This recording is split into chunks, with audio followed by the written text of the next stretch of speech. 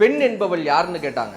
வள்ளுவர் சொல்லுவாரு, தற்காத்து தற்கொண்டார் பேணி சொற்காத்து சோர்விலான் பெண்ணாருங்க வள்ளுவர். ஹிலாரி கிளின்டனும் கார்ல போயிட்டு இருக்காங்க. கிளின்டன் அமெரிக்க நாட்டினுடைய ஜனாதிபதியாக பதவி ஏற்பதற்காக கார்ல போயிட்டு இருக்காரு. கார் ஒரு பெட்ரோல் பங்க்ல நிக்குது, பெட்ரோல் போடுறதுக்காக நிக்குது. ஹிலாரி கிளின்டன் காரை விட்டு இறங்கி பெட்ரோல் பங்கில் வேலை பார்க்கக்கூடிய ஒரு நண்பரோட பேசுறாங்க.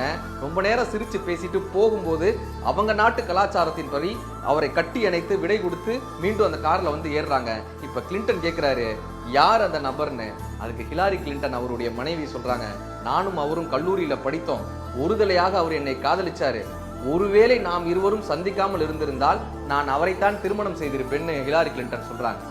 அப்ப கிளின்டன் சிரிச்சுக்கிட்டே கேட்டாராம், அப்பொழுது நாம் சந்திக்காமல் இருந்தால் நீ பெட்ரோல் பங்கில் வேலை பார்ப்பவனுடைய மனைவியாக இருந்திருப்பாய், சரியான்னு.